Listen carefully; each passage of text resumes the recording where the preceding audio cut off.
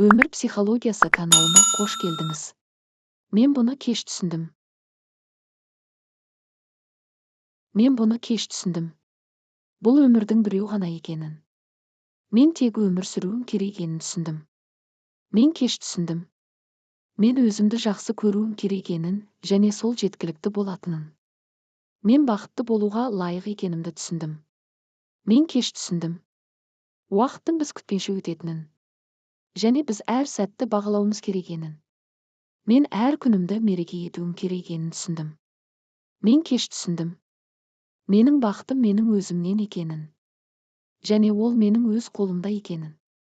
Мен өз өмірімді құруым керек екенін түсіндім. Бұл өлең адамдарды өз өмірін толыққанды және бақытты етуге шақырады. Әр күнді бағалап, өзін сүюге және өз бақыты үшін жауапкершілік алуға үндейді. Уақыттың құндылығын түсінгенде, әр сәттің мәнін білуге тырысамыз. Өткенге өкінішпен қарамай, болашақты ойлап алаңдамаймыз. Қазір және осы жерде болу біздің нағыз міндетіміз. Өйткені өмір тек осы сәттен тұрады. Және біз оны қадірлеуге тиістіміз. Жүрегіміздің қалауын тыңдап, өз жолымызды іздейік. Өмірдің әрбір минутын бағалап, бақытты болуды үйренейік. Бұл өлең уақыттың маңыздылығын, қазіргі сәтте өмір сүрудің құндылығын және әрбір сәтті бағалаудың қажеттілігін насихаттайды. 30 жастағылар білуі керек. 30 жасқа келгенде, өмірдің құндылығын түсінесің. Сәттердің ұшқырлығын сезінесің. Және уақыттың қадірін білесің. Достықтың мәнін ұғасың. Шынайы достардың аз екенін. Өзіңді қоршаған адамдардың саған шын жүректен қажет екенін. Салауатты өмір салтын ұстанасың. Денеңді және жаныңды күтесің. Өзіңді жақсы көріп қадірлейсің. Және бұл өзіңе жасаған ең үлкен сый. Мақсаттарыңды нақтылайсың. Өмір жолыңда айқындап, бақытты болудың сырын түсінесің. Және оған қарай нық қадам басасың. Жүрегіңнің қалауын тыңда.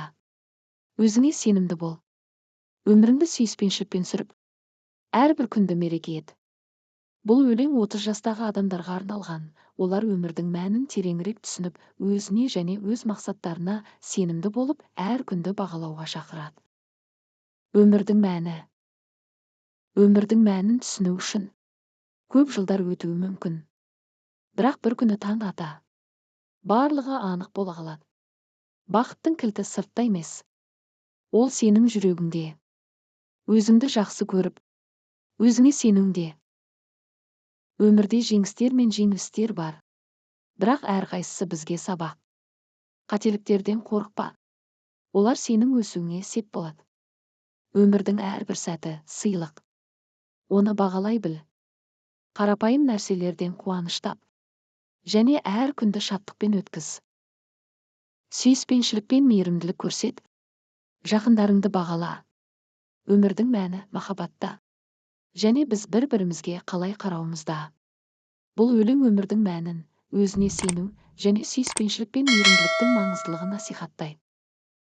Біз өміріміздің көп бөлігін жалған мақсаттарды көздеп, жалған идеалдарға табынумен өткіземіз. Осыны түсінгенде ғана сіз шынымен өмір сүре бастайсыз. Сіз ешқашан барлық адамдарға ұнай алмайсыз. Өзіңізді және жақындарыңызды ойлаңыз. Қалғандары тек өзімен ғана айналысады. Кәрілікпен күресу желді ұстағысы келгенмен бірдей. Онымен бір бағытта жүріп ләззат алыңыз. Сіздің денеңіз өзгереді, әрқашан солай болған. Мұны тоқтатуға уақытты жоғалтпаңыз. Жаңа нәрселерден сұлулықты көру үшін ойыңызды өзгертіңіз. Ешкім мінсіз емес, және ешкім ешқашан өз тағдырына толықтай риза емес. Осыны түсінген кезде өзіңізді басқалармен салыстыруды доғарасыз және өзіңізді сол қалпыңызда қабылдауды үйренесіз. Дұрыс жасап жатқан істеріңізді ешкім байқамайды. Бірақ олар сіздің дұрыс емес әрекеттеріңізге міндетті түрде назар аударады.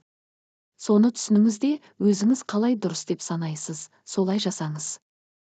Өзіңізді сынап мінегенге қанша уақыт жұмсағаныңызға өкінесіз. Сіздің жаныңыз тұрған мекенмен неғұрлым тезірек келісімге келе алсаңыз, соғұрлым жақсы.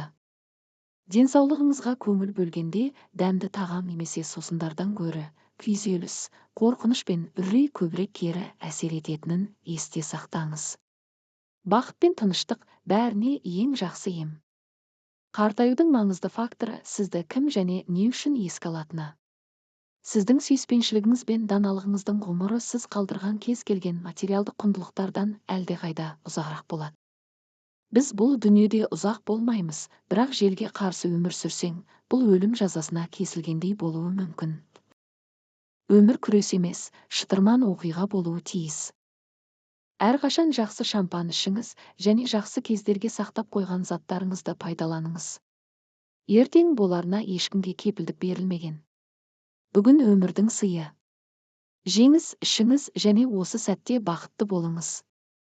Өміріңізді бөтен адамдарға жұмсамаңыз. Өзіңізге және жақындарыңызға жұмсаңыз. Көбіміз өзіміздің тәнімізге шағымданамыз. Тым нәзік, тым үлкен, тым кішкентай, тым. Бірақ бізді тән емес жан анықтайды. Жаныңыз бен тәніңіз гармонияда болған кезде критика жоқ болады. Қазақша каналды қолдап тіркеліп кетіңіз. Рахмет.